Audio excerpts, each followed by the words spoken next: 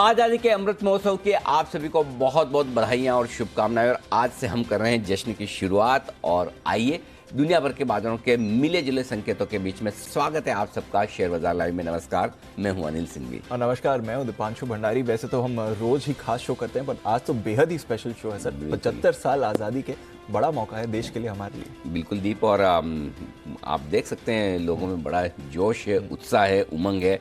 और चूंकि लंबा वीकेंड भी है तो लोग पूरे जोश के साथ, एक्स्ट्रा जोश के साथ इस जश्न को मनाने के लिए तैयार है। और आप देख सकते हैं जिस तरह से मतलब मैं अपनी बताऊं कि कल हमारी बिल्डिंग में हर एक घर में तिरंगा पहुंचा। अरे वाह सर, बहुत बढ़िया। मतलब हर एक सोसाइटी के लेवल पर, कॉलोनी के लेवल पर, मोहल्ले के लेवल पर लोग पूरी तरह से जोश से मनाने को तैयार हैं।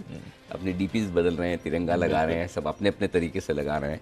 तो आप भी जो अच्छा तरीका समझें, जैसे समझे, देश के प्रति प्रेम और सम्मान प्रदर्शित करने का ये सबसे अच्छा मौका है। और ये कुछ ऐसे दिन होते हैं साल के, और ये तो 75वां साल है तो बेहद खास है। सो हमारे सभी दर्शकों को बहुत बहुत शुभकामनाएं, बहुत बहुत बधाइयाँ। बस सिर्फ ये कहूँगा कि हम जो काम कर रहे हैं अगर वो हम अच्छे तरीके से करते रहें तो वो भी अपने आप में एक राष्ट्र सेवा है। और बाकी जो देश के लिए खास अच्छा काम करने वाले जो लोग हैं उन्हें हम हर रोज सैल्यूट करते हैं। Absolutely sir. तो आज तो एक स्पेशल सैल्यूट रहेगा हमारी तरफ से, बट रोज की तरह फोकस है जहां तक आज के बाजार का एक्शन की भी बात है सर। और एक्शन कल थोड़ा कम होते हुए दिखा है, उस पर आपकी राय जाननी है। उससे पहले एक बार जो आज के ट्रिगर्स दिख रहे हैं वो भी बताएं। आज के ट्रिगर्स में दीप वैसे तो मार्केट के ट्रिगर को छोड़कर हमारे अपने ट्रिगर्स बहुत है। क्योंकि आज हम 10:30 बजे नीलेश शाह साहब से मुलाकात करेंगे। आज़ादी का अमृत महोत्सव चूंकि जो हम मना रहे हैं उस पर 10:30 बजे विशेष हमारी उनसे मुलाकात होगी कि अगले 25 सालों में हमारे बाजारों का क्या हाल होगा और क्या वाकई में जितना पैसा पिछले 75 सालों में बना है। आज मेरा सवाल थोड़ा अलग है। अच्छा, कि 75 सालों में जितना पैसा बना है क्या 25 सालों में उससे ज़्यादा बन सकता है? ये बढ़िया है ना, ये बढ़िया इंटरेस्टिंग चीज़ है। और मेरा स्ट्रांगली मानना है इसका जवाब हाँ है। हाँ है जी हाँ। क्योंकि 75 साल पहले और पिछले 75 साल में देश उस मुकाम पर नहीं था जहाँ आज है जी। ये ग्रोथ नहीं थी, ये पॉलिसी नहीं थी जो 75 सालों में बनी है। और एक एक करके हमने 75 सालों में काफ़ी प्रोग्रेस की है। ऐसा नहीं कि एक साल में हुआ है, लगातार होती रही है। और ऐसे में आप जिस बेस पर हैं, जिस साइज़ पर हैं, और दुनिया में जो हमारी इस वक्त एक कहना चाहिए कि एक जगह बन चुकी है, उसको देखते हुए मुझे लगता है कि जो काम हमने 75 सालों में किया वो 25 सालों में कर लेंगे और उससे बेहतर कर पाएंगे। सो क्योंकि क्या होता है कि वो कहते हैं कि हर एक की ज़िंदगी में ऐसा होता है। कहते हैं कि शुरू का 1 लाख बनाना बड़ा मुश्किल होता है, फिर 10 लाख बनाना थोड़ा कम मुश्किल होता है, 10 लाख से 25 लाख बनाना ज़्यादा आसान है, 25 लाख से 1 करोड़ बनाना ज़्यादा आसान। क्योंकि जैसे जैसे आपका बेस बढ़ता है आप ज़्यादा बेहतर कर पाते हैं। क्योंकि शुरुआत जो होती है वो बड़ी मुश्किल वाली होती है। तो शायद हम 75 सालों की जो शुरुआत थी उससे आगे बढ़कर अगले 25 साल बड़े दमदार देखेंगे। और मुझे पूरा भरोसा है दीप कि अगले 25 सालों में वो वेल्थ बनेगी जो 75 सालों में नहीं बनी है। वाह। और इसीलिए आज हमारी स्पेशल प्रोग्रामिंग है। 1:30 बजे भी हमारा एक स्पेशल शो है जहां आपको आज़ादी के मौके पर कुछ बेहतरीन पिक्स आपको मिलेंगी। वो शो भी मिस मत कीजिएगा। और 10:30 बजे तो हम नीलेश और इस पूरे हफ्ते ही बल्कि हम लेकर आए जो हमारी आपकी जो ब्रॉडर थीम हमने डिसाइड करी थी, इंडिया 100 की। यस, ये 75 साल तो हो गए, अब क्या होगा उस पर हमारा फोकस। तो मंदी से आज़ाद शेयर आपको मिलेंगे। ऐसे शेयर जहाँ मंदी का दूर दूर तक साया ना हो, ऐसे बेहतरीन शेयर आपको दोपहर 1:30 बजे मिलेंगे। आइए जो सवाल आपने पूछा आज के संकेत बताते हैं। अमेरिकी बाजारों में मिला जुला सा कारोबार रहा। मजबूत शुरुआत हुई, मजबूत शुरुआत के बाद थोड़े फिसले ऊपरी स्तरों से हल्के हरे निशान में बंद हुआ। डाउ तो हल्के लाल निशान में बंद हुआ है। नैस्डैक लेकिन बाकी संकेतों में कच्चा तेल फिर से $100 के आसपास आता हुआ दिख रहा है। कल और आज आने वाले नतीजों पर बाजार का एक्शन रिएक्शन पूरा रहेगा। और आज हमारे रिटेल महंगाई दर के और आईआईपी के आंकड़े भी आने वाले हैं। तो ये सारे ट्रिगर्स हैं जिनके दम पर हमें एक लंबे वीकेंड के पहले, लंबे वीकेंड की बात मैं इसलिए कर रहा हूँ कि सोमवार को स्वतंत्रता दिवस मनाने के उपलक्ष्य में बाजार रहेंगे बंद। कल और परसों शनिवार रविवार की है छुट्टी। तो 3 दिनों के बाद अब हमारे बाजार मंगलवार को खुलेंगे। बिल्कुल। तो चलिए, ये है आपके लिए पूरा ट्रिगर्स आज के लिए, बट थोड़ा बाजार पर भी नजर डालते हैं क्योंकि बाजार से वैसे तो कल कम ट्रिगर्स आए, हालांकि हमारे बाजार भी अच्छे एक्शन रहे, उस पर भी आपकी राय लूंगा, बट कल अमेरिकी बाजार काफी सुस्त रहे, ग्लोबल मार्केट्स में इतना बड़ा एक्शन नहीं दिखा, कोई ऐसा बड़ा ट्रिगर निकल कर नहीं आया, तो थोड़ा कंसोलिडेशन माना जाए फिर थोड़ा कंसोलिडेशन। और कल अमेरिकी बाजार ऊपरी स्तरों से वैसे देखे तो 300 साढ़े 300 पॉइंट दाव पर आप गिरे हैं। शुरुआत जो हुई थी बहुत मजबूत हुई थी, और जो हम सोच रहे थे कि कल भारतीय बाजारों के बंद होने के वक्त 100-125 पॉइंट ऊपर थे डाउ, लेकिन उसके मुकाबले में काफी बेहतर खुला। Yes sir. लेकिन प्रॉफिट बुकिंग जो आई वो एकदम रीजनेबल सही आई है। उसके कारण मैं बताता हूँ। पहली चीज ये कि जो मार्केट के लिए इंटरेस्टिंग चीजें और जो इम्पैक्ट डालने वाली चीजें वो हल्की हल्की नेगेटिव हुई है और उन्होंने प्रॉफिट बुकिंग ट्रिगर किया। जैसे डॉलर इंडेक्स थोड़ा फिर से मजबूत होकर 106 के पार आया है, ऊपर आया है।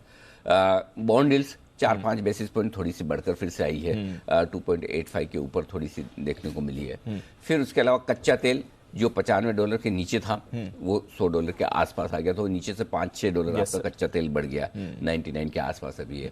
इसके अलावा अगर आप देखें तो दूसरी कमोडिटीज है उनके दाम थोड़े थोड़े बढ़कर आ रहे हैं, मेटल सारे बढ़ रहे हैं। तो ये सारे ट्रिगर्स है जिनके दम पर थोड़ी प्रॉफिट बुकिंग आना लाजमी था। और एक दिन पहले आप अच्छी खासी 550 पॉइंट की उछाल के साथ बंद हुए। सो आई थिंक अमेरिकी बाजारों का रिएक्शन कुछ गलत नहीं है। डाउ फ्यूचर्स सुस्त हैं, तो ग्लोबल मार्केट्स में आप कह सकते हैं कि इस वक्त ऐसा माहौल है कि नीचे आए तो लेना ही है। ये व्यू अभी तक क्लियर है। अभी तक इस व्यू में कोई बदलाव नहीं, क्योंकि ज्यादातर खराब खबरें हैं जो हो सकती थी या जो हुई उनको बाजार पचाकर टिका हुआ है। सो गिरना तो नहीं है, लेकिन अब बढ़ने के लिए आपको और ट्रिगर चाहिए, वो भी थोड़ा मिसिंग है कि क्या नया क्या मिले जिससे बढ़े। इन्फ्लेशन का डेटा आ गया, आप 550 बढ़ गए, 250-300 और बढ़ गए, तो मतलब आप इन्फ्लेशन के डेटा पे 800-900 पॉइंट बढ़ गए नीचे से, इससे ज्यादा क्या बढ़ेंगे, है ना। तो अल्टीमेटली सबको पता है इन्फ्लेशन अच्छा है, नंबर 8.5% है, लेकिन ब्याज दरें तो फिर भी बढ़नी है। जो रेंज में आप इन्फ्लेशन चाहते हैं उसमें वक्त लगेगा ही लगेगा। तो इतना ही बढ़ना था, तो अब वापस से नए ट्रिगर का इंतजार करेंगे, और जब तक नहीं होता है तब तक मुझे लगता है अमेरिकी बाजार मिला जुला सा कारोबार दिखाएंगे। कोई बहुत बड़ी तेजी या बहुत बड़ी मंदी दोनों ही होने के आसार फिलहाल है नहीं। तो मुझे लगता है थोड़ा सा वक्त यहाँ बिताकर हम टाइम वाइज करेक्शन देने की कोशिश करेंगे। लेकिन एक चीज बहुत क्लियर है दीप, और वही है अंडर करंट बेहद स्ट्रांग है, इसमें कोई डाउट नहीं। फर्क सिर्फ इतना है कि आपके पास 2000 पॉइंट नीचे डाउ पर तेजी करने के लिए जितने ट्रिगर्स है वो थोड़े कम हो रहे हैं, स्पेशली कमोडिटीज को देखकर। ये थोड़ी इशू बन सकता है। हाँ, बन सकता है, क्योंकि इस बार की जो तेजी की शुरुआत हुई थी जी सर, वो कमोडिटीज के दामों में गिरने से हुई थी। ठीक है, बिल्कुल। अब हम ये कह सकते हैं कि 120 वाला क्रूड आज भी 100 है। हाँ।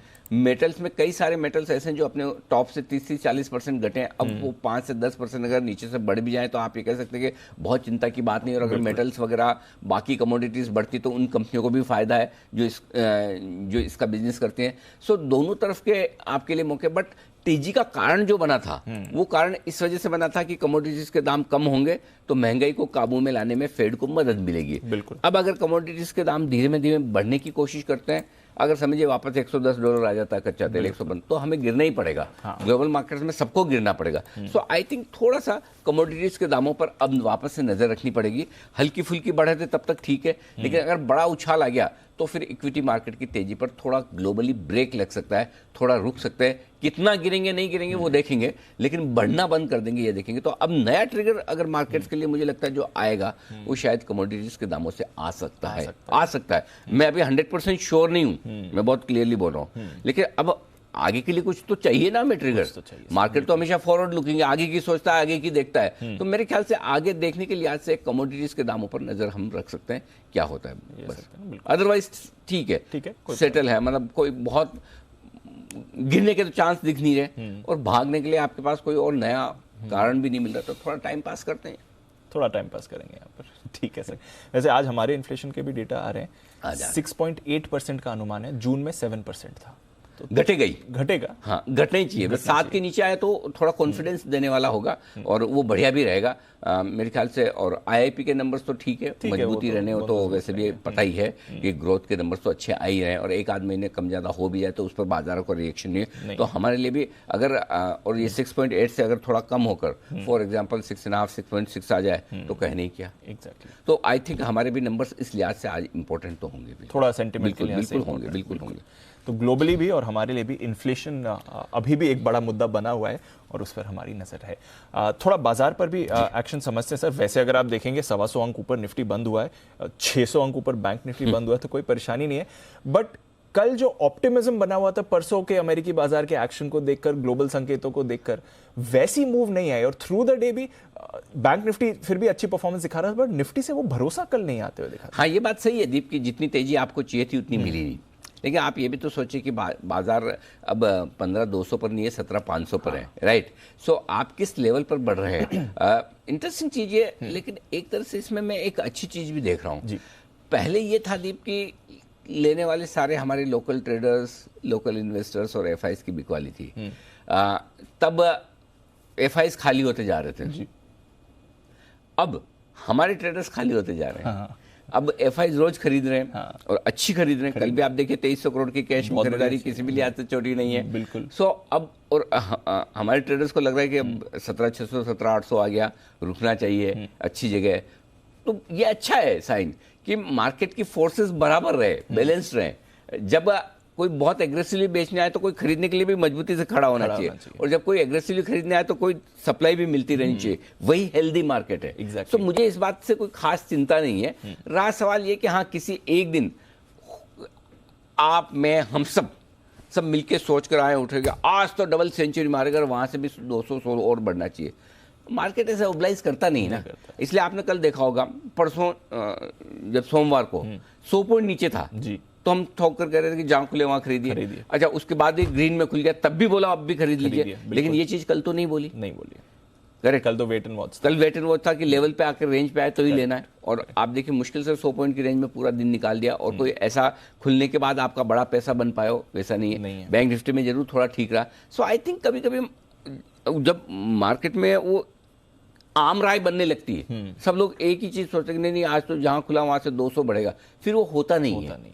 सो इसलिए मेरे ख्याल से कल का रिएक्शन था, तो उसमें बहुत खुश होने की बात नहीं है कि आप जितना सोचे थे उसमें तेजी नहीं, तो उतना दुखी होने की भी कोई बात नहीं। फिर भी आप 100-125 ऊपर बंद हुए हैं, और 17,600 के ऊपर, 650 के ऊपर बंद होना कोई खराब नहीं है। एक आध और लग जाए झटका, 17,800 पार कर जाए तो फिर चाहिए भी क्या लाइफ में। सो आई थिंक ठीक है। अभी यहां से मार्केट को क्या करना है वो मैं बता देता हूँ। दो चीज दी, सिंपल। अगर आप एकदम शॉर्ट टर्म ट्रेडर हैं, आपका स्टॉप लॉस 17,500 है। ओके, 5-25 पॉइंट अपने हिसाब से दिमाग लगा लेना, मैं बहुत ऑनेस्टली बोल रहा हूँ। एकदम शॉर्ट टर्म ट्रेडर, आजकल का ट्रेड करने वाले लोग जो है 17,500 के नीचे बंद होगा तो तेजी की पोजीशन कम करनी है। और जो पोजिशनल ट्रेडर है, जो मतलब रोज रोज वाले व्यू नहीं लिखते, हफ्ते 2 हफ्ते महीने भर वाला जिनका व्यू है, उनका 17,300।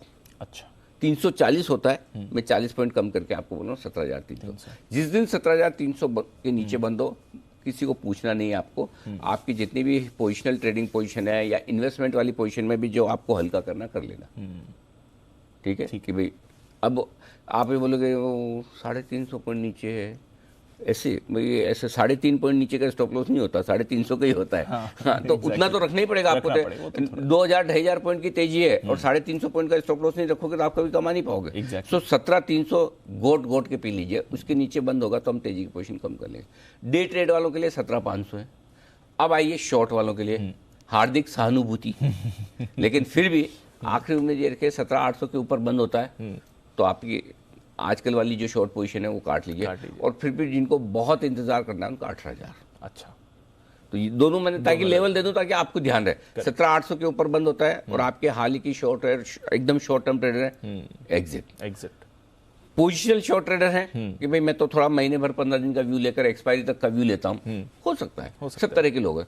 आप 18,000 के ऊपर बंद हो तो काट लीजिए। अंडरस्टूड, क्लियर है। तो ताकि अब आपको अपनी पोजिशनिंग पता चल गई, अब इसके हिसाब से अपना रिस्क मैनेजमेंट कर लीजिए कि मेरी ताकत 17,300 देखने की है कि नहीं है तो मुझे 17,500 पे निकल जाना है। मेरी शॉर्ट में 18,000 तक रख सकता हूँ, नहीं रख सकता हूँ तो मैं 17,800 पे निकल जाऊंगा, ताकि अब जो आगे का डिसीजन वो आपको लेना है। मैंने आपको गाइडलाइन बताई, समझ गए सर, बस ये है। सो बाकी तब तक अच्छा, एक चीज और बोलना चाहता हूँ इसमें। हो सकता है अगले 2-4 दिनों में कभी भी, मतलब अगले हफ्ते में किसी एक दिन आपको जोर से मार्केट गिरता हुआ दिखे। हाँ। जोर से का मतलब क्या है? 200-250 पॉइंट। आजकल वही जोर से होता है, क्योंकि आजकल तो गिरने की आदत ही नहीं ना। तो समझो आप 17,750 पहुंचे और एकदम गिर के 17,500 आ गए। एक दिन जैसे आए थे ना बीच में, हुआ था 17,161 का लो बनाया था उस दिन, ठीक है ना। 17,350 से सीधा 200 पॉइंट, और वो भी कब? 17,470 बनाने के बाद। ऐसा कोई दिन आ जाए कभी, झपट लेना, मौका आया, छोड़ना ही मत। हाँ। छोड़ना ही नहीं है। एक आध दिन मिलेगा ऐसा, मिलेगा। जिस दिन जोर से गिरेगा उस दिन आपको कॉन्फिडेंस लेगा, क्या करूं, उस दिन ले लेना, उस दिन लेना है। और उस दिन आपको किसी इंपॉर्टेंट सपोर्ट लेवल के पास आता हुआ मिलेगा। रोज तो पहले सपोर्ट लेवल से ही घूम जाएगा, किसी एक दिन इंपॉर्टेंट सपोर्ट लेवल के आसपास आएगा। फॉर एग्जांपल 17,500 के आसपास आया या 17,350 पे आया, वो दिन ले ही लेना है। तो मतलब एक सिंपल पॉइंट अपने दिमाग में ये रखिए कि जिस दिन जोर से गिरने का कोई किसी एक आध, और क्योंकि वो अगर गिरेगा भी तो पहला करेक्शन होगा, आपको पहले करेक्शन को तो लेना ही है ना तेजी के मार्केट में। बिल्कुल, पहले करेक्शन में तो कभी देना ही नहीं होता, बिल्कुल लेना ही होता है। सो बाय ऑन डिप्स की स्ट्रेटेजी रखें, मौके का इंतजार करें। आपको दोनों स्टॉप लॉस दे दिए, अपनी पोजीशनिंग बना लीजिए, मस्त रहिए। बिल्कुल, क्योंकि क्या है, ये आज इसलिए बोलना जरूरी है कि 3 दिन का लंबा वीकेंड, सबको डलेगा 3 दिन बाद आएंगे क्या होगा? कुछ नहीं होगा। क्या होगा? कुछ नहीं होगा। आपको पता है ना आपकी रिस्क क्या है, कुछ नहीं होगा। बस ऐसे तो डर डर के करेंगे तो आप कभी कर ही नहीं पाएंगे। इसलिए तो अपनी रिस्क मैनेज करके फिर कर लीजिएगा। Understood sir. तो चलिए फिर बताएं, आज के लिए सेटअप भी समझाएं, कैसा दिख रहा है आपको? ग्लोबल संकेत न्यूट्रल रखे मैंने, FIs के संकेत बहुत ही बढ़िया, मजे आएगा। पहले बात कर ली क्या? कर लेते हैं सर, आइए। और इतने बढ़िया संकेत है, जो अच्छा काम करे उनकी तारीफ कर लेनी चाहिए। बिल्कुल। 2298 करोड़ 2300 करोड़ की खरीदारी कैश मार्केट में, इतने बढ़िया डेटा दी बहुत दिनों बाद मिला। और ये डेटा ही कॉन्फिडेंस भरता है कि नीचे गिरेगा नहीं ज्यादा। कल किसका मूड था तेजी का, मुझे बताओ। जो भी आदमी तेजी का सौदा, स्टॉक्स को छोड़ दो, इंडेक्स में लेके कोई नहीं निकल पाया। और उसके बावजूद FI ने 920 करोड़ के इंडेक्स खरीदे, बिल्कुल 983 करोड़ के स्टॉक्स खरीदे। तो नेट स्टॉक्स में आप सोचिए 3300 करोड़ की, 3200 करोड़ की खरीदारी, और सामने 900 करोड़ की खरीदारी आपके 4000 करोड़ से ज्यादा का खरीदा है। स्क्रीन दिख रही थी? नहीं। क्यों? डोमेस्टिक सप्लाई था, दे गए आप सप्लाई, और FIs ले गए। करेक्ट। अब दोनों में से कोई एक होशियार निकलेगा। होशियार कौन निकलेगा? 17,800 के ऊपर निकल कर निफ्टी टिक गया तो FIs होशियार, 17,500 के नीचे गिरकर निफ्टी आया नीचे तो आप होशियार। ठीक है, दोनों में से जो होशियार होगा देखा जाएगा, वो तो बाद में पता चलेगा। हाँ, लेकिन एक बार तो डेटा ये है जो आपको कॉन्फिडेंस देता है, और इसी के दम पर मैंने अभी जो स्टेटमेंट दिया ना, किसी दिन अचानक से एक आपको जोर से झटका लगे ना, ले लेना। वो चाहे कोई खबर से आए, चाइना से आए, कोई हमारे इन्फ्लेशन के डेटा से आए, कोई अमेरिका से कुछ आए, जो आए जहां से आए, उस दिन लेना है आपको। डेटा मजबूत है, नीचे खरीदारी को करने को तैयार है। अब आइए, घरेलू फंड्स हल्के से नेगेटिव है, 730 करोड़ के डेटा उनके हैं, बिकवाली के कोई खास बात नहीं। वायदा कारोबार के संकेत न्यूट्रल से हल्के से नेगेटिव साइड है। नेगेटिव नहीं कह सकता, न्यूट्रल से थोड़े से कॉशियस है, क्योंकि पुट कॉल रेशियो थोड़ा आगे बढ़कर आया, बात करेंगे। सेंटिमेंट पॉजिटिव है, ट्रेंड पॉजिटिव है आपके लिए आज के संकेत। निफ्टी का सपोर्ट जोन है 17,525 17,575, इसके नीचे जाने के चांस कम है, नोट करके रखें। 17,450 17,500 स्ट्रॉन्ग बाय जोन। ऊपर 725 775 हल्की फुल्की रुकावट की जगह पार करे तो 17,800 850 के ऊपर की तेजी आज नहीं देख रहा हूं। बैंक निफ्टी 38,500 38,650, थोड़े से बैंक निफ्टी के लेवल्स बड़े और रेंज थोड़ी दूर की आ रही है, लेकिन यही नोट करके रखें। इसके नीचे 38,225 38,300 ये ब्लाइंड बाय जो है, यहाँ पर आए तो मेरे इन्विटेशन का इंतजार मत कीजिएगा, अपने आप फीड करके रख दीजिए, आ जाए तो ले लेना, ले लेंगे। बैंक निफ्टी का सपोर्ट जो नहीं हो गया, हायर साइड पर 39,025 39,225 हल्की फुल्की रुकावट की जगह इसके पार 39,300 से 39,450 तक की यात्रा बैंक निफ्टी कर सकता है। ये आपके लिए बड़े जोन हुए। ठीक है सर, तो चलिए ये है बड़े लेवल्स आज के लिए। देखते हैं कहाँ पर टेस्ट होता है। कल तो हमने देखा 17,600 17,800 की रेंज के एकदम बीचों बीच बाजार आपको दिखा था। लेवल सर आज के लिए सपोर्ट रेजिस्टेंस 17,660 के आसपास आप बंद हुए, 17,625 17,600 17,550 ये तीन छोटे लेवल हैं। 17,525 17,500 और 17,475 तीन मीडियम लेवल है, 17,450 का फाइनल। सो बेसिकली 450 से 650 की रेंज में मल्टीपल सपोर्ट है निफ्टी पर। ऊपर 675 725 दो छोटे लेवल हैं, 775 802 मीडियम लेवल है, 850 900 फाइनल बड़े लेवल के तौर पर।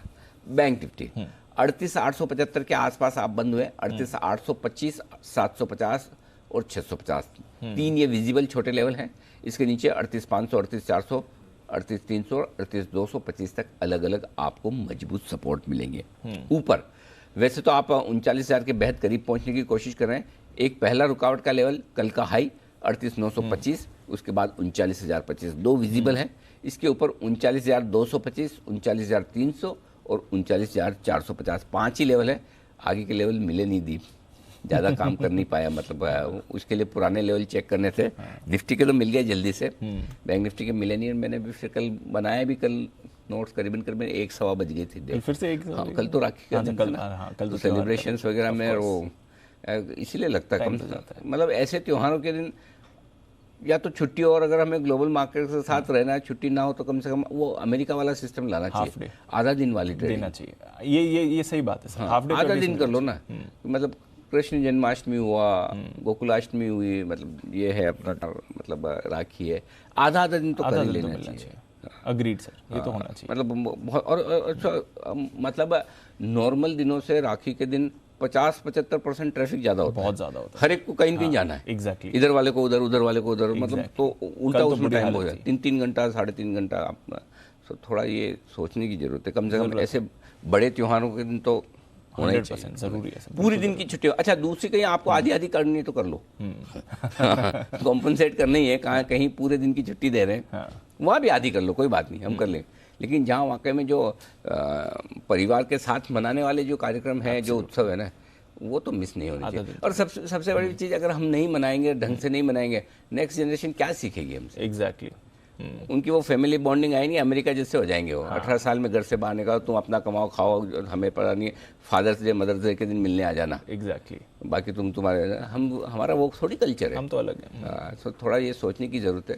और कोई अच्छा काम करेंगे लोग बहुत तारीफ करेंगे, सोचना चाहिए एक्सचेंजेस को, रेगुलेटर्स को इस बारे में सीरियसली। एब्सोल्युटली, अच्छी अपील है सर। अब अपील ही कर सकते हैं, दरख्वास्त कर सकते हैं, माने ना माने तो ऊपर वाले के हाथ में। जी चलिए, तो अब एफआईएस की लॉन्ग पोजीशन 52 से 55% आई, ठीक है। पुट कॉल रेशियो 1.23 से 1.38 है, थोड़ा सा हायर साइड पे, ऊपर के लेवल पे हल्की प्रॉफिट बुकिंग आ सकती है, ओवरबॉट होने के नजदीक है। लेकिन साथ ही विक्स 6% घटा है, ये एक अच्छा संकेत मिला है।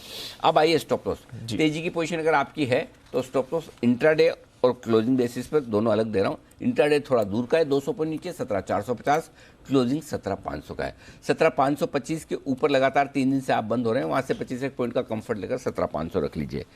बैंक निफ्टी इंट्राडे कल के लोज के नीचे, कल 38,650 का लो था, 38,600 का स्टॉप लॉस रखिए। क्लोजिंग बेसिस पे थोड़ा दूर है दीप, 38,225 का आता है, मैंने 38,200 दिया, थोड़ा दूर है, अभी यही रखिए। कल बदलूंगा, आज नहीं बदलूंगा। अच्छा, हाँ, अभी के लिए इतना, अभी के लिए इतने। शॉर्ट साइड पर अगर आप हैं तो 17,725 कल के हाईज के ऊपर निकलने पर डे ट्रेडर्स और क्लोजिंग इंट्राडे दोनों काट ले। कल भी आपको याद होगा हमने ये बोला 17,675 725 की रेंज में टाइम पास करने दीजिए, फिर देखेंगे 719 का हाई बनाया। एग्जैक्टली, आज 725 के ऊपर टिके तो हम शॉर्ट काट लेंगे, क्लोजिंग 725 के ऊपर बंद हुआ तो भी काट लेंगे। और 39,050 बैंक निफ्टी का लेवल होगा इंट्राडे और क्लोजिंग दोनों बेसिस पर। Understood sir.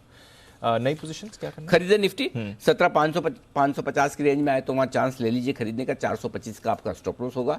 टारगेट जो बनेंगे 600, 625, 650, 3 छोटे टारगेट, 675, 725 2 बढ़ेगा, बस 5 टारगेट। और आपको लग रहा होगा इतने कम क्यों? 720 तक तो कल ही पहुंच गए थे। उसकी वजह यह कि एग्रेसिव ट्रेडर्स के लिए भी खरीदारी करने की राय आ जाइए। और वो अगर गैप से नीचे मिले, गैप का मतलब क्या, 75-100 पॉइंट 50 पॉइंट अगर 75 पॉइंट नीचे आ जाए, वहां खरीदने का मौका देखें। स्टॉप लॉस होगा आपका 17,475 का, 17,500 से थोड़ा सा नीचे, 17,625, 650, 675 3 छोटे टारगेट, 725, 775 मीडियम टारगेट, 800, 850 के फाइनल टारगेट के लिए गैप डाउन ओपनिंग पर। अभी तो देखो दिख नहीं रहा, पहले तो दिख रहा था 30-40 पॉइंट नीचे दिख रहा था, तो लगा कि थोड़ा और नीचे आ जाए तो बढ़िया होगा। देखते हैं कहाँ खुलते हैं। ठीक है सर, बेचना है 725 से मूड बनाइए, जरूरी नहीं कि वहां बेच ही देना है, कल का हाई वहां है। और इसीलिए बेचने की रेंज दीप मैंने बड़ी दी है, 850 तक दी है। तो मैं सबसे ज्यादा कंफर्टेबल 775 से 850 की रेंज में हूं बेचने के लिए। 775 आ गया वहां बेचना है, 850 आया वहां बेचना है, 725 में मूड माहौल देखना है। स्टॉप लॉस 900 का होगा, 17,675, 650 और 625 तीन छोटे target, 600, 550 medium target, 525, 500 final target. इसके लिए करनी है बिग वाली। ये होगी आपकी निफ्टी। अब आइए बैंक निफ्टी। बैंक निफ्टी में सिमिलर दो तरह के हैं दीप, दोनों। एक तो ऐसी जो विश लिस्ट है जो होगा नहीं, आपको मुझे सबको पता है, 38,250, 38,500 की रेंज में खरीदिए, आएगा नहीं इतना नीचे, ठीक है ना। लेकिन आए तो लेना है, नोट करके रख लीजिए खाली। 38,150 का स्टॉप लॉस होगा। टारगेट जो बनेंगे 38,650, 750 दो छोटे टारगेट, 825, 875 और 925 तीन फाइनल टारगेट। बस 5 ही टारगेट है। वो इसलिए कि एग्रेसिव ट्रेडर्स के लिए एक अलग बैंक निफ्टी में खरीदारी की स्ट्रेटेजी, और वो तब है जब गैप से अगर नीचे खुले, समझो आपको 38,650, 700 के आसपास मिल जाता है, तो वहां लेना चाहिए। 38,500 का स्टॉप लॉस होगा आपका। टारगेट जो बनेंगे 38,825, 875 और 925, ये तीन विजिबल टारगेट है। 39,025 का मीडियम टारगेट है। फिर सीधे बड़े टारगेट आ जाते हैं 39,225, 300 और 450। ये बैंक निफ्टी में खरीदारी करने की राय। जो लोग बेचना चाहते हैं, सेम सिचुएशन है बैंक निफ्टी में भी, कहाँ से बेचें। और मैं लगातार कई दिनों से आपको बोल रहा हूँ कि बैंक निफ्टी में बेचने के लिए हड़बड़ी जल्दबाजी ना करें, नीचे की जगह पे ऊपर में ही बेचना। 39,025 की रेंज दे रहा हूँ जहाँ से बेचना है, लेकिन यहाँ बेचना नहीं, सोचना है। हाँ, अच्छी जगह बेचने की 39,225, 39,300 होगी। 39,025 पे बाकी मूड माहौल खराब होता दिखे तो चांस ले सकते हैं, क्योंकि 39,000 एक बड़ा साइकोलॉजिकल लेवल भी है ना, और डेटा के हिसाब से भी। 39,500 का स्टॉप लॉस होगा, थोड़ा दूर का है और वही लगाना है। टारगेट जो बनेंगे 38,925, 38,875 दो छोटे टारगेट, 38,825, 750 मीडियम टारगेट, 38,650 और 38,500 फाइनल टारगेट के लिए।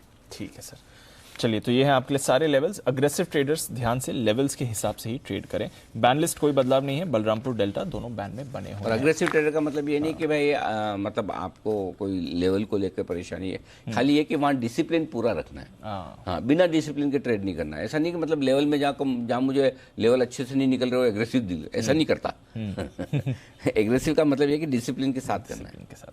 ठीक है सर, वायदा कारोबार के इंपॉर्टेंट लेवल। दीप देखिए, वैसे तो नई सीरीज की शुरुआत हो रही तो ज़्यादा कुछ है नहीं। 17,500 के पुट पर 31 लाख शेयर हैं। उससे पहले 17,700 में एक और ब्रेक लेवल है। 17,700 के ऊपर हैं तो और बढ़िया तेजी में 37 लाख शेयर वहाँ पर हैं। हाईएस्ट ओपन इंटरेस्ट कॉल्स में 17,700 के पुट पे भी 26 लाख शेयर है। तो 17,700 आपके लिए हल्की फुल्की रुकावट कीजिएगा, बाकी कोई खास लेवल है नहीं। बैंक निफ्टी में भी ऐसा कोई खास बड़ा लेवल नहीं। एक 39,000 पर जरूर 14 लाख शेयरों का ओपन इंटरेस्ट लगभग हाईएस्ट है, तो 39,000 के ऊपर निकलेंगे तो और बढ़िया हो जाएंगे। 17,700 के ऊपर टिकेंगे तो और बढ़िया हो जाएंगे। बस डन सर, चलिए सारे इंपॉर्टेंट लेवल्स आपके लिए आज के ट्रेड के। देखते हैं कैसा रहेगा सेशन। आइए फिर नतीजों पर भी आपकी राय ले लें सर। कल तो वैसे वायदा कारोबार और निफ्टी के दो ही थे। अपोलो हॉस्पिटल खराब थे नतीजे, लेकिन एक्सपेक्टेड लाइन पर ही है, खराब ही है और स्टॉक कोई बहुत ज़्यादा चला हुआ भी नहीं है, तो थोड़ा नीचे खुल सकता है। स्टॉक खुलना भी चाहिए हल्का फुल्का। तो एक अपोलो हॉस्पिटल के और औरोबिंदो फार्मा के भी नंबर्स ढीले डाले, लेकिन आज कौन कॉल है, कौन कॉल देखकर उसके बाद देखिए वो औरोबिंदो फार्मा जैसा आप सोचेंगे और जो आप करेंगे उसका उल्टा होगा। सन और लुपिन में भी यही हुआ था। जो भी मतलब जो आपके ऊपर आपको क्या करना है, जो भी करोगे उसका उल्टा होगा। एग्जैक्टली। और वो सबके साथ होगा, तेजी करने के वालों के साथ भी होगा, मंदी करने वालों के साथ। आप दोनों करके देख लो, दोनों में नहीं बनेंगे पैसे। आज पता चलेगा। वैसा तो बात सही है। तो इसलिए ठीक है, रिजल्ट्स के बाद देख लेते कौन बोला। और अपोलो हॉस्पिटल तो ढीले ही है, नंबर्स थोड़ा गिरेगा नीचे, लोअर लेवल पे फिर खरीदारी आ भी जाती है। एक्सपेक्टेड लाइन पर ही है नंबर्स। फोर्टिस ने भी कोई बहुत दमदार नतीजे नहीं दिए थे हॉस्पिटल्स के नंबर्स। किम्स के मैनेजमेंट से हम बात कर रहे थे, वहाँ पे भी उतना कॉन्फिडेंस नहीं आया था। चलिए तो नतीजों के लिहाज से उतना खास दिन नहीं रहा कल। हॉस्पिटल कम जा रहे हैं लोग, अच्छी बात है वैसे तो एक तरह से। आइए फिर और इन नतीजों के बारे में डिटेल्स जानते हैं, और साथ ही आज की खबरें हमारे साथ हैं कुशल, नुपुर, वरुण और साथ ही आशीष। मॉर्निंग कुशल, बताएं ट्रिगर्स और नतीजे कौन से हैं। मॉर्निंग दीप, ट्रिगर्स के लिहाज से आज भी नंबर्स हैवी डे है। सबसे पहले निफ्टी की कंपनियां बता देता हूं। डिविज लैब, हीरो मोटोकॉर्प और साथ ही ग्रासिम इंडस्ट्रीज, ओएनजीसी के नंबर्स पर नजर रखनी है। एफएनओ स्पेस से 9 कंपनियां हैं। Apollo Tyres, Info Edge, PFC, Astral Limited, HAL, India Cement, Sun TV, Zee Entertainment और साथ साथ मुथूट फाइनेंस के नंबर्स पर भी आपको नजर रखनी है। कैश सेगमेंट से बाजार का दिग्गज LIC अपने नंबर्स डिक्लेयर करेंगे और भारत के लिहाज से CPI आंकड़े आते हुए दिखेंगे जुलाई महीने के, और इंडस्ट्रियल प्रोडक्शन डेटा जून महीने का आएगा। SJVN फंड जुटाने पर आज बोर्ड बैठक करेगा, साथ ही Indiabulls real estate private placements के जरिए यहां पर भी फंड जुटाने पर बोर्ड बैठक होने वाली है। एक्स डिविडेंड ट्रेड करेगा आइशर मोटर्स का शेयर, और ग्लोबल इवेंट के लिहाज से यूके के दूसरी तिमाही के GDP आंकड़े आएंगे और जून महीने के यूरोप के इंडस्ट्रियल प्रोडक्शन डेटा पर भी आपको नजर रखनी है। पोस्ट मार्केट्स में अपोलो हॉस्पिटल्स नंबर्स कमजोर हैं, ऑपरेशनली अनुमान से काफी खराब नंबर्स दिख रहे हैं। यहां पर मार्जिन 13% पर आते हुए दिखे हैं, 13.5% का अनुमान था, और मुनाफा 317 करोड़ पर आया है कंपनी का, जबकि अनुमान 182 करोड़ रुपए का था। लार्जली कंपनी की आय फ्रंट पर देखिए तो यहां पर 3,796 करोड़ पर कंपनी ने आय दर्ज की है, जो कि इन लाइन विद एस्टिमेट्स दिख रहे हैं। ऑपरेशनली नंबर्स खराब दिख रहे हैं।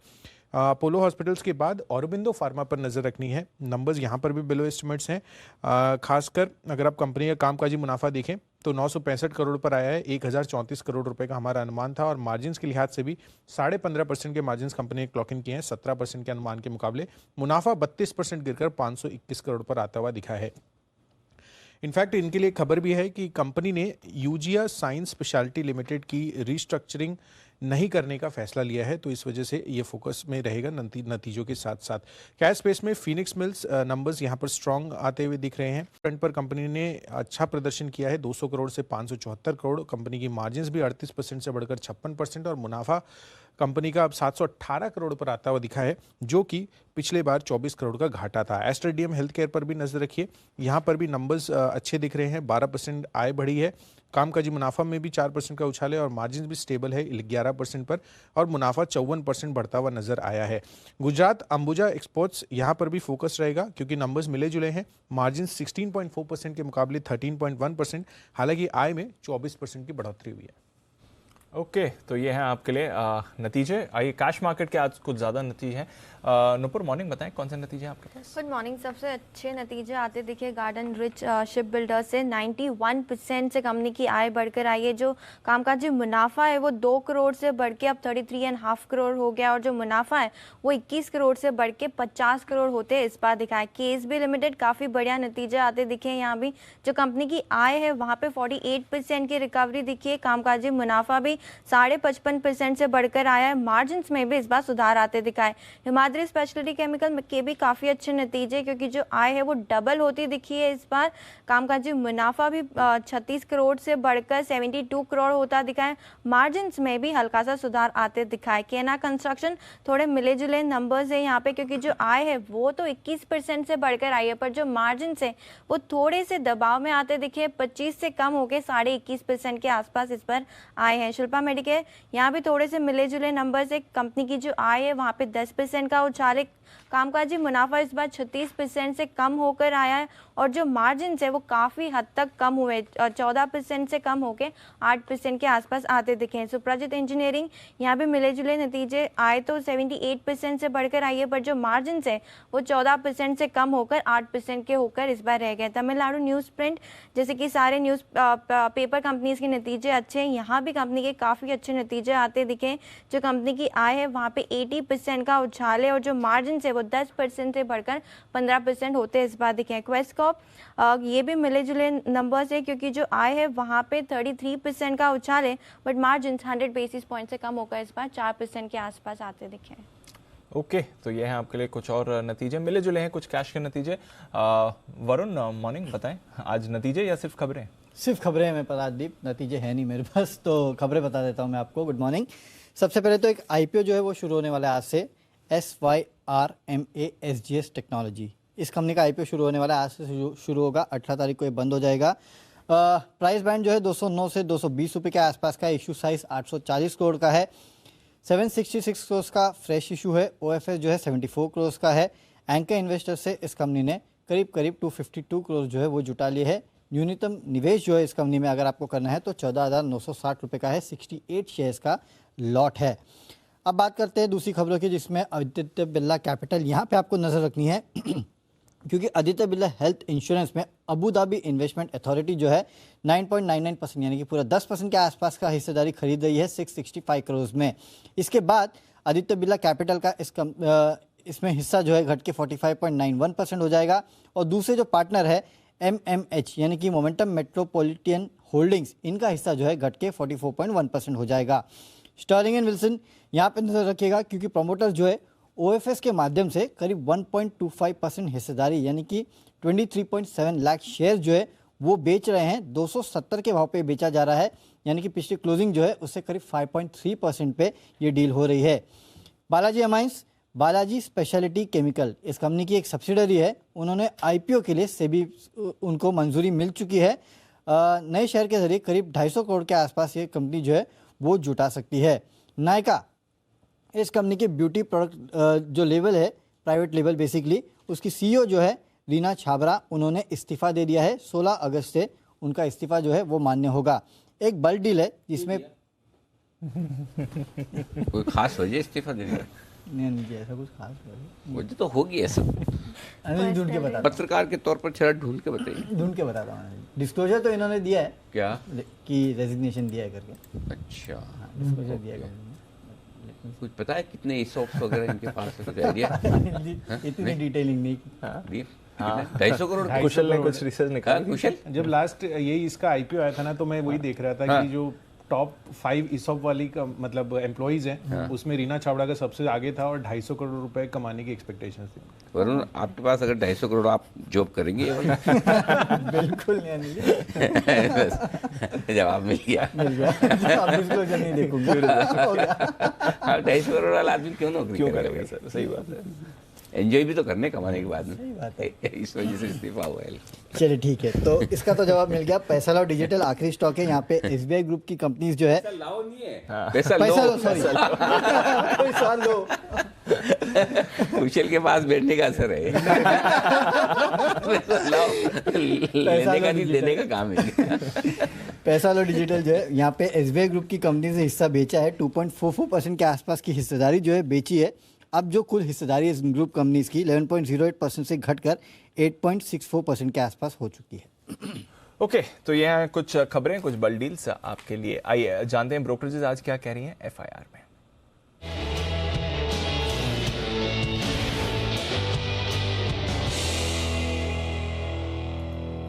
मॉर्निंग आशीष, पहले तो नतीजों पर जो टॉप ब्रोकरेज रिपोर्ट्स हैं वो बताएं।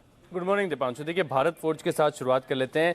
CLAC की तरफ से अपग्रेड आ गया। अब आउट परफॉर्म की रेटिंग दे रहे हैं। 799 रुपये का लक्ष्य दिया, 736 की क्लोजिंग है। और ये मान रहे कि मार्जिन के हिसाब से अगर आप देखें तो इनको थोड़ा सा सरप्राइज मिला पॉजिटिव साइड पर, और साथ में अर्निंग्स की विजिबिलिटी काफ़ी बढ़िया है। नए ऑर्डर्स अच्छे मिलते जा रहे हैं। डोमेस्टिक और इंटरनेशनल दोनों बिजनेसेस बढ़िया कर रहे हैं, जिसके चलते यहाँ पर देखिए कन्विक्शन इनका बना हुआ है। नोमेरा खरीदारी के राय को बरकरार रखे 838 रुपये के लक्ष्य लिए। जेफरीज हालांकि लंबे समय से बेरिश हैं, अभी भी अंडर परफॉर्म की रेटिंग को बरकरार रखे 540 रुपये के लक्ष्य के लिए। और सिटी ने बिकवाली की राय दी है, 590 रुपये का लक्ष्य दिया है। अपोलो हॉस्पिटल, यहाँ पर सिटी की तरफ से रिपोर्ट आई है, खरीदारी की राय को बरकरार रखा है। 4,430 रुपये की क्लोजिंग है, 5,420 रुपये का लक्ष्य दे रहे हैं। पेज इंडस्ट्रीज देखिए, मैक्वायरी अंडर परफॉर्म की रेटिंग को बरकरार रखे और लक्ष्य 33,500 से बढ़ाकर 37,500 कर दिया है। हालांकि करीब 49,000 के आसपास जो है स्टॉक ऑलरेडी चल रहा है, लेकिन सिटी मान रहे हैं कि स्टॉक 50,000 के पार जाएगा, क्योंकि खरीदारी किराए को बरकरार रखे हैं और लक्ष्य इन्होंने 47,000 से सीधे बढ़ाकर 56,000 का कर दिया है। सेल यहाँ पर भी देखिए रिपोर्ट्स आई हैं, सिटी की तरफ से खरीदारी किराए को बरकरार रखा है, लक्ष्य 90 से बढ़ाकर 95 कर दिया है, करीब 80 की क्लोजिंग है। बैंक ऑफ अमेरिका हालांकि अंडर परफॉर्म की रेटिंग को बरकरार रखे हैं 70 रुपये के लक्ष्य के लिए, और ये मान रहे कि प्रॉफिटेबिलिटी में आगे भी हल्का दबाव आपको देखने को मिल सकता है। ट्रेंड पर जेफरीज खरीदारी किराए माफ कीजिएगा होल्ड की रेटिंग को बरकरार रखे हैं और लक्ष्य इन्होंने 1150 से बढ़ाकर 1300 कर दिया है। हालांकि 1340 पे ऑलरेडी ये स्टॉक चल रहा है। ये मान रहे कि पहली तिमाही में जो है आय में काफ़ी बढ़िया ग्रोथ देखने को मिली थी, लेकिन वैल्यूएशन थोड़े से महंगे, इसके लिए थोड़े साइडलाइंस हैं और होल्ड की रेटिंग बरकरार रखे हुए हैं। पेटीएम यहाँ पर इंटरेस्टिंग रिपोर्ट्स आई हैं, मॉर्गन स्टैनली की तरफ से इक्वल वेट की रेटिंग को बरकरार रखा है, 826 की क्लोजिंग है, 785 रुपये का लक्ष्य दे रहे हैं। लेकिन मैक्वायरी की रिपोर्ट खास है, ये रिपोर्ट सबसे पहले आप देखिए मैक्वायरी पेटीएम ने ही निकाली थी, पेटीएम पर मैक्वायरी ने ही रिपोर्ट निकाली थी और यहाँ पर देखिए अभी भी अंडर परफॉर्म की रेटिंग को बरकरार रखे 450 रुपये के लक्ष्य के लिए। मान रहे कि आरबीआई के कुछ नए नॉर्म्स आ रहे हैं, इसके चलते इनके जो BNPL बिजनेस है यहाँ पर एक इम्पैक्ट देखने को मिल सकता है, तो पेटीएम यहाँ पर भी नजर रखिएगा। ओके, तो ये तो रहे आपके लिए कुछ टॉप रिपोर्ट्स, बट कुछ और रिपोर्ट्स भी आशीष आपके पास बताएं उनके बारे में। दीपांशु, पिडिलाइट यहाँ पर देखिए सिटी की तरफ से रिपोर्ट आई है, खरीदारी किराए को बरकरार रखा है। लग जो है 2,440 रुपये से बढ़ाकर 3,030 रुपये कर दिया है। 2641 की क्लोजिंग है। वहीं मैक्वेरी अगर आप देखें तो अंडर परफॉर्म की रेटिंग को बरकरार रखे हुए हैं। 1850 से लक्ष्य को बढ़ाकर 2025 कर दिया है, लेकिन मान रहे कि आगे जाकर थोड़े से डिमांड कंसर्न है, मार्जिन पर भी इम्पैक्ट देखने को मिल सकता है, इसके लिए कॉशियस व्यू है इनका। पावर ग्रेड यहाँ पर क्रेडिट स्विस की तरफ से रिपोर्ट आई है, न्यूट्रल की रेटिंग को बरकरार रखा है। लक्ष्य 182 से बढ़ाकर 210 कर दिया है। जेपी मॉर्गन ने ओवरवेट की रेटिंग दी है और लक्ष्य 250 से बढ़ाकर 255। जेफरीज ने खरीदारी किराए को बरकरार रखा है 260 के लिए। सिटी ने लग दिया 275 रुपये का। कमिंस इंडिया यहाँ पर नोमेरा की तरफ से रिपोर्ट आई है, रिड्यूस की रेटिंग को बरकरार रखा है। हालांकि जो लक्ष्य है वो एडजस्ट किया है उन्होंने, 770 से बढ़ाकर 805 कर दिया है, लेकिन बुलिश नजर आ रहे हैं क्रेडिट स्विस क्योंकि आउट परफॉर्म की रेटिंग को बरकरार रखे हैं। लक्ष्य उन्होंने 1150 से बढ़ाकर 1475 कर दिया है। इसके अलावा अगर आप देखें तो सिटी ने भी खरीदारी किराए को बरकरार रखा है और जो लक्ष्य 1260 से बढ़ाकर 1450 कर दिया है। एबीबी इंडिया यहाँ पर मैक्वारी की तरफ से रिपोर्ट है, आउट परफॉर्म की रेटिंग को बरकरार रखा है। लक्ष्य 2700 से बढ़ाकर 3100। जेफरीज खरीदारी किराए को बरकरार रखे हैं, लक्ष्य 2640 से बढ़ाकर 3400 कर दिया है। और अंत में रेनबो चिल्ड्रंस मेडिकेयर, यहाँ पर देखिए जेपी मॉर्गन ने कवरेज की शुरुआत की है ओवरवेट की रेटिंग के साथ। 571 पर स्टॉक चल रहा है, 702 रुपये का लक्ष्य दे रहे हैं और मान रहे कि पीडियाट्रिक्स में और जो वुमेन केयर है यहाँ पर अगर आप देखें तो कंपनी की लीडरशिप है और आगे जाके 5 साल में 1000 बेड्स का एडिशन ये करने वाले हैं, जिसके चलते यहाँ पर एक खरीदारी की राय दे रहे हैं 702 के लक्ष्य के लिए। इंटरेस्टिंग। रेनबो चिल्ड्रन मेरे ख्याल से हाल ही की लिस्टिंग है शायद, ज़्यादा Yes, पुरानी है ना, और इस पर इनिशिएट किया है। देखते हैं आज यहाँ पर किस तरह का एक्शन बनता है जेपी मॉर्गन की रिपोर्ट के बाद। आइए, हमारे सारे एक्सपर्ट्स हमारे साथ कार्यक्रम में हो चुके हैं शामिल और कुछ स्टॉक्स जहां पर आज है भरपूर एक्शन या होने वाला है उन पर ली जाए राय। बंसल जी जुड़ चुके हैं, सिमी जी जुड़ चुके हैं और बाकी सारे मेहमान भी धीरे धीरे जुड़ने की प्रोसेस में है। ऐसे में सिमी जी, औरबिंदो फार्मा, इसके चार्ट पर अपनी राय दीजिए। नंबर्स रिजल्ट जो है थोड़ी सी उम्मीद से कम आए हैं। 6000 करोड़ का हमारा रेवेन्यू का अनुमान था। रेवेन्यू तो ठीक है 6235 करोड़ है, लेकिन कामकाजी मुनाफा, मार्जिन और मुनाफा तीनों ही थोड़े थोड़े नीचे आए हैं। चार्ट्स क्या कह रहे हैं?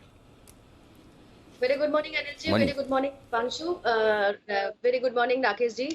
चार्ट अनिल जी उतना भी खराब नहीं है जितना एक्सपेक्टेड था। मुझे लगता है कि लोअर लेवल से थोड़ा बहुत रिकवरी का कोशिश तो किया है, पर रिजल्ट्स के बाद अगर बहुत ज्यादा गिरावट नहीं आता है तो मैं 580 585 का क्रॉसओवर का इंतजार करूंगी। अनिल जी एक बहुत बड़ा सा शॉर्ट कवरिंग का कैंडिडेट है, अगर रिजल्ट्स थोड़ा सा यहाँ पे सपोर्ट दे देता ना तो ये 580 के ऊपर जाके 600 610 का टारगेट आज ही दिखा देता, पर रिजल्ट्स खराब आया है तो थोड़ा सा नीचे भी जा सकता है। नीचे 550 540 के आसपास सपोर्ट है, अगर सपोर्ट होल्ड करता है तो मुझे लगता है कि जो भी जिन्होंने एग्जिस्टिंग पोजीशंस लॉन्ग टर्म के लिए होल्ड किया है अभी निकल जाने का सलाह नहीं है। लोअर लेवल्स पर आएगा तो एक बार कोशिश कीजिएगा। मुझे लगता है कि स्टॉक मई जून जुलाई 3 महीने में जो भी कंसोलिडेशन किया है इसमें बहुत ज्यादा डाउनसाइड नहीं है। रिजल्ट्स के बाद नीचे आएगा तो वो बाइंग अपॉर्चुनिटी होगी। 550 540 के आसपास खरीदने का सलाह होगा। ऊपर में 580 585 के ऊपर बहुत बड़ा सा शॉर्ट कवरिंग कैंडिडेट हो जाएगा। ओके, 540 550 सपोर्ट है और अगर आज नतीजों के बाद थोड़ा कमजोर हो तो वहां नजर रखिए। अल्टीमेटली आज कौन कॉल भी होने वाली है, उसके बाद पता चलेगा कि औरबिंदो फार्मा में आगे क्या एक्शन दिखता है, लेकिन ऑलरेडी कमजोर हो चुका है। आइए एक और स्टॉक जहां एक्शन हो सकता है और वो है SGVN। आजकल कुणाल जी, राकेश जी हमारे बड़े ये हाइड्रो पावर वाले स्टॉक्स पर बुलिश हो रहे हैं। बंसल जी, चार्ट्स देखिए SJVN के, आज बोर्ड बैठक में फंड जुटाने पर विचार होगा। चार्ट्स में कुछ दम है? Anil ji good morning. Anil ji good morning. Deepanshu, Anil ji बड़े चार्ट्स ठीक हैं और हल्की सी कल के सत्र में वीकनेस देखने को मिली थी। अगर 26.5 27 के अराउंड मिलता है, मार्केट की करेक्शन में स्टॉक 27 रुपए 26 रुपए 50 पैसे के अराउंड मिलता है तो वो अच्छे स्तर है, उन स्तरों के अराउंड निवेश की राय होगी। तो ये है आपके लिए SJVN पर आए। अपोलो हॉस्पिटल्स, नंबर्स कमजोर हैं। सचिन जी भी हमारे साथ है। Good morning Sachin ji. Charts देखिए, रिजल्ट्स लगभग हर एक पैरामीटर पर थोड़े ढीले ही नजर आ रहे हैं। सारे हॉस्पिटल्स के रिजल्ट्स इस बार वीक ही रहे। बताएं सर, क्या लेवल्स इंपॉर्टेंट है? Good morning Anil ji, good morning Deepanshu. Anil ji यहाँ पर लगातार 9 हफ्तों के तेजी के बाद थोड़े से संकेत यहाँ पर साइडवेज हो रहे हैं। एंड जिस तरीके से कल की क्लोजिंग थी, मुझे लग रहा है अगर आज के सत्र में 4400 टूट जाता है तो मुझे लग रहा है एक अच्छा साइजेबल करेक्शन इस पर्टिकुलर काउंटर में आना चाहिए। ये वापस मुझे लग रहा है एक अच्छा पुल बैक दे सकता है 4200 तक। अपने 200 डे एक्सपोनेंशियल मूविंग एवरेज को मुझे लग रहा है रिविजिट करना चाहिए। तो इमीडिएट बेसिस पे अगर किसी की एग्जिस्टिंग लॉन्ग पोजीशन है तो यहाँ पर बुक करने की ही सलाह होगी। एक एक्सट्रीम ओवरबॉट जोन में ऑलरेडी स्टॉक ऑस्किलेट हो रहा है एंड कल की जो एनगल्फिंग कैंडल है उसके वजह से लग रहा है कि शायद 4400 के नीचे एक ब्रेकडाउन नजर आ सकता है। तो यहाँ पर कॉशियस रहना है एंड प्रॉफिट्स बुक करने हैं। अगर बिकवाली करनी है तो मुझे लग रहा है इमीडिएट बेसिस पे 4400 टूट जाता है तो 4200 तक की एक जोन है जहां पर हम एक ट्रेडिंग शॉट भी डिप्लॉय कर सकते हैं। ओके, तो ये राय है आपके लिए अपोलो हॉस्पिटल पर इस वक्त। एक और राय बंसल जी आप ही को देनी है और वो देनी है पीवीआर पर। पता नहीं बंसल जी का एक चेक करना पड़ेगा कि इनकी फिल्मों की समीक्षा ज़्यादा बढ़िया है या चार्ट्स की। दोनों में कंपटीशन बहुत स्ट्रांग है। और बंसल जी ने बोला कि लाल सिंह चड्ढा तो नहीं चलेगी बोला था बंसल जी। मतलब पूरे थिएटर खाली है। मतलब कोई दूसरी नॉर्मल फिल्म भी उससे बेटर कर लेती है। और प्राइम टाइम शोज भी खाली, प्राइम टाइम शो छुट्टी के दिन। पता नहीं ये वीकेंड कैसा निकलेगा, पता चलेगा। लेकिन वाकई में अभी तो जो संकेत दिख रहे हैं अच्छे नहीं दिख रहे। तो बंसल जी पहले तो बधाई, आपने अंदाज बिल्कुल सही लगाया था कि फिल्म चलेगी नहीं, अभी तक तो यही दिख रहा है। बताएं सर पीवीआर के चार्ट पर क्या है राय? अनिल जी पहले तो अनिल जी धन्यवाद अनिल जी हौसला अफजाई के लिए अनिल जी। लेकिन ये अंदाज नहीं अनिल जी, ये भी स्टडी होती है एक तरीके की। जिस तरीके से चार्ट पढ़ते हैं, जिस तरीके से फंडामेंटल पढ़ते हैं, ये भी अनिल जी पूरी इन डेप्थ स्टडी है। तो मेरे को अनिल जी मौका नहीं मिला, नहीं तो मैं भी फिल्म समीक्षक बन जाऊं। हाँ, अगर कोई पेड करे तो अनिल जी फिल्म समीक्षक बन जाऊं, बट उसका कोई चांस है नहीं। मेरी तो कोशिश, फिल्म तो अनिल जी फ्लॉप है। बट देखो मेरी कोशिश तो वही है। एक बार आपको याद है जब बीच में मंदी आई थी, वो 7,500 का निफ्टी आया था, तब एक वो बड़ा व्हाट्सएप पे जोक चलता था। ये हमारे परिवार में 4 मेंबर है, एक वो 3 स्टॉक मार्केट में, एक पान लगाने का काम करता है। तो आजकल गर्व इसी से चल रहा है। तो उस हिसाब से क्या है, सबके हाथ में एक हुनर होना चाहिए। तो कोई हमारे जैन साहब गाना वाना बजा लेंगे, कहीं सुमित जी एक्टिंग कर लेंगे, और कुणाल जी अगर फिल्में बनाएंगे तो एक समीक्षक भी तो चाहिए। तो मतलब इसीलिए मैं आपको तैयार कर रहा हूँ, आपके टैलेंट को निखार रहा हूँ बंसल जी।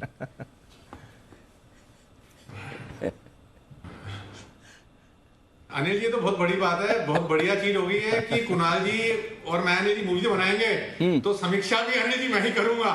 तो मतलब कि क्या बोलते हैं अनिल जी, दोनों हाथों में लड्डू होंगे अनिल जी। बिल्कुल। बताए सर पीवीआर क्या और कमजोर होने के आसार हैं? अनिल जी करेक्शन आ रही है स्टॉक के अंदर, बट मेरा ऐसा मानना है कि करेक्शन पर अगर ये स्टॉक 1960, 1970, 1960-70, हालांकि 100 पॉइंट्स दूर है अनिल जी वो स्तर, अगर वो स्तर आ जाए तो आंखें बंद करके पीवीआर को बाय एंड होल्ड करना चाहिए for a target of 2400। Anil ji एक डिस्क्लेमर है, अगर ये लेवल्स आएंगे तो हम भी अपने क्लाइंट्स को इन स्तरों पर निवेश की राय देंगे। ओके, तो ये है आपके लिए राय जहां तक पीवीआर का सवाल है। कल हमने ऑफ कोर्स इसमें एक बड़ा वाला ब्रेकडाउन भी आते हुए देखा था। देखते हैं आज कैसा ये एक्शन में दिखता है। सिद्धार्थ जी भी हमारे साथ जुड़ रहे हैं। मॉर्निंग सर, केएनआर कंस्ट्रक्शंस, इससे करते हैं शुरुआत। इंफ्रा वैसे भी फोकस में रहा है, ठीक ठाक नंबर दिख रहे हैं सर। आय 21% बढ़ी है, कामकाजी मुनाफा स्टेबल है, मार्जिन में ऑफ कोर्स कमी हमने देखी है, पर मुनाफा इनका 10% घट कर आया है। कोई राय सर केएनआर कंस्ट्रक्शंस पर? Good morning Deepanshu, good morning Anil ji, good morning सभी को। केएनआर कंस्ट्रक्शन के मुझे तो लगता है रिजल्ट इनलाइन रहे हैं और केएनआर कंस्ट्रक्शन पे हमारी बाय की रेटिंग है। हम मानते हैं कि जिस हिसाब से रोड कंस्ट्रक्शन में इसका दमखम है, ये कंपनी काफी अच्छा परफॉर्म कर सकता है आने वाले टाइम में। और सबसे बड़ी चीज है कि आपको पता हो कि Q1 हमेशा मंदा रहता है ये पूरी स्पेस का। Q4 जो लास्ट तिमाही रहती है वो सबसे ज्यादा स्ट्रॉन्ग रहता है। तो हम मानते हैं कि अब आने वाले जो क्वार्टर्स आएंगे वो काफी स्ट्रॉन्ग रहेंगे in terms of numbers of profitability. तो अगर आपने ले रखा है तो बिल्कुल बने रहना। केएनआर कंस्ट्रक्शंस बिल्कुल बने रहे, इस पर कोई परेशानी की बात नहीं है। नजर रखें इस काउंटर पर भी। क्वेस्ट कॉप, यहां पर नतीजे अच्छे हैं, थोड़ा मार्जिन में हमने दबाव जरूर देखा है। सचित जी कोई राय क्वेस्ट कॉप के चार्ट पर sir? Deepanshu, I think immediate basis पे तो यहाँ पर एक साइडवेज एक्शन ही है। इनफैक्ट एक अच्छा बेस यहाँ पर नजर आ रहा है 560, 575 जोन में। एंड जैसे ही 600 का लेवल निकल जाता है उसके बाद मुझे लग रहा है एक छोटा सा पुल बैक आ सकता है काउंटर में, लगभग अराउंड 630 640 के आसपास के स्विंग्स भी बन सकते हैं। सो डेफिनेटली यहाँ पर अगर किसी की लॉन्ग पोजीशन है तो रिटेन करने की सलाह होगी। स्टॉप लॉस आपको क्लोजिंग बेसिस पे मेंटेन करना है अराउंड 565 पे, on a weekly closing basis ये स्टॉप लॉस आपको अध्ययन करना है। एंड जैसे ही ब्रेकआउट हो जाता है 600 के ऊपर, मुझे लग रहा है और अग्रेसिव लॉन्ग्स भी ऐड किए जा सकते हैं 640 के फाइनल टारगेट के लिए। परफेक्ट। तो ये है आपके लिए क्वेस्ट कॉर्पोरेशन पर आए। वागले साहब और कुणाल जी भी हमारे साथ कार्यक्रम में हो रहे हैं शामिल, और कुछ और स्टॉक्स जो आज एक्शन में आ रहे हैं उन पर फोकस किया जाए। उनमें से एक है अपोलो टायर्स। वागले साहब, अपोलो टायर्स के चार्ट्स पर नजर डालिए। आज नतीजों से पहले कहीं कोई खरीदारी या बिकवाली की राय है? जहां तक मुझे ख्याल है कल अपोलो टायर्स का कॉल ऑप्शन खरीदने की राय हिमांशु जी ने दी थी, राइट? सो अपोलो टायर्स के एक बार जरा चार्ट्स देखें sir. Anil ji good morning, Deepanshu good morning. Anil ji 235 के आसपास इसका एक रेजिस्टेंस है, 232 235 ये रेंज में एक मल्टीपल रेजिस्टेंस है, और अगर इसको ये क्लियर करता है तो एक राउंडिंग बॉटम या inverse head and shoulder pattern बनेगा। शायद हिमांशु जी ने इसको एंटिसिपेट किया था, और अगर ये हो जाता है 235 के ऊपर ड्यूरिंग द डे, इसमें एक अच्छी खासी 3-4% की ट्रेडिंग मूव आ सकती है। पोजिशनली मुझे लगता है ये 260 तक जाने के लिए तैयार है, और पैटर्न काफी अच्छा है। आपका 220 का स्टॉप लॉस होना चाहिए पोजीशनली, और 260 का 3-4 हफ्ते का टारगेट होगा। पैटर्न इन द मेकिंग है। बिल्कुल, अगर नतीजे बिल्कुल भी आपको बढ़िया नजर आए तो तुरंत खरीदारी करें। 260 तक के बड़े पैटर्न्स बनते हुए नजर आ रहे हैं, ये वागले साहब का मानना है। कुणाल जी सुप्रभात, स्वागत है आपका। आपकी पसंद की एक कंपनी के नंबर्स बड़े तगड़े आए हैं, और वो है KSB लिमिटेड, कैपिटल गुड्स से रिलेटेड ये कंपनी, और बहुत ही तगड़ी परफॉर्मेंस। रेवेन्यू 48% बढ़कर आया है, कामकाज मुनाफा 55%, मार्जिन्स भी 14% के आसपास पहुंचने की कोशिश करते दिख रहे हैं, मुनाफा 75% बढ़ा है। चार्ट पर राय दीजिए। अनिल जी राय दें उससे पहले आपको प्रणाम कह दें अनिल जी, तो देश के नंबर 1 बिजनेस चैनल के नंबर 1 एडिटर को अनिल जी, अरे सर थैंक यू मेरी ओर से आज सुबह बहुत बहुत प्रणाम अनिल जी। बिल्कुल धन्यवाद। और कल क्लोजिंग शो में बात करना रह गया। आप सबको, हमारे सारे पैनल पे आप सब जो लोग हैं उनको बहुत बहुत बधाई, शुभकामनाएं, और आपको दिल से धन्यवाद। आप सबकी वजह से ही नंबर्स जो चैनल में आप देख रहे हैं, रेटिंग्स देख रहे हैं, वो दमदार आती हुई दिख रही है। दर्शकों का ढेर सारा प्यार जो हमें मिल रहा है, सबको थोड़ा थोड़ा मिलता है, जो इकट्ठा होकर बहुत सारा हो जाता है। और आप सोचिए कि जो कल हर वैसे तो हर गुरुवार नंबर्स आते हैं और हम बताते भी नहीं हैं, क्योंकि हमारे दर्शक ये भी कहते हैं कि अरे सर अब क्या बताना, आप नंबर 1 नहीं है, बार बार हर हफ्ते बता के भी क्या करेंगे। बात भी सही है, हर हफ्ते क्या बताना।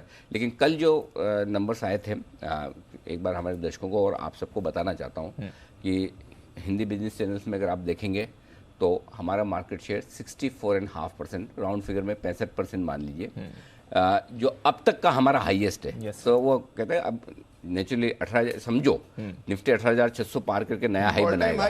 हाँ, तो ऑल टाइम हाई नया बनाएगा। बताएंगे कि नहीं बताएंगे? एक नंबर से भी बताएंगे। तो वो इसलिए बताया है, नया लाइफ टाइम हाई बना है हमारा इन नंबर्स में। और सारे बिजनेस चैनल्स में अगर आप देखेंगे, जिनमें इंग्लिश भी मिलाकर देखें, तो हम 62.5% मार्केट शेयर रखते हैं। और हिंदी में, क्योंकि इंग्लिश का यूनिवर्स छोटा है, इंग्लिश कई लोगों को लगता है कि इंग्लिश बहुत लोग देखते होंगे, उनका यूनिवर्सिटी छोटा है, तो उस हिसाब से हम लगभग 65% के आसपास, 64.5% प्रिसाइजली वहाँ पहुँचे हैं। तो इसके लिए कल हमने ये बताया। जी सिद्धार्थ जी। अनिल जी बहुत बहुत बधाई। और ये जो नई ऊंचाई है, ये नई ऊंचाई का अमृत महोत्सव जी बिजनेस जरूर पूरा करेगा। अमृत महोत्सव पर तो 75% होता है सर, 75%। अनिल जी वो टेक्निकल्स में कहते हैं ना न्यू स्काई जोन, तो अब तो न्यू स्काई जोन में आ गया है। बड़े दिनों बाद सुना है खुला नीला आकाश। तो बहुत बहुत धन्यवाद सर।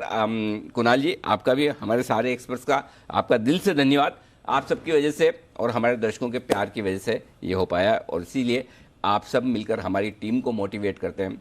पर्दे के पीछे और पर्दे पर काम करने वाली थोड़ी कम, पर्दे के पीछे काम करने वाली ज़्यादा बड़ी और ज़्यादा उत्साही टीम है हमारी, जो पूरा कंट्रीब्यूशन उनकी तरफ से आता है। जी कुणाल जी, मैंने आपसे KSB पर पूछा था। जी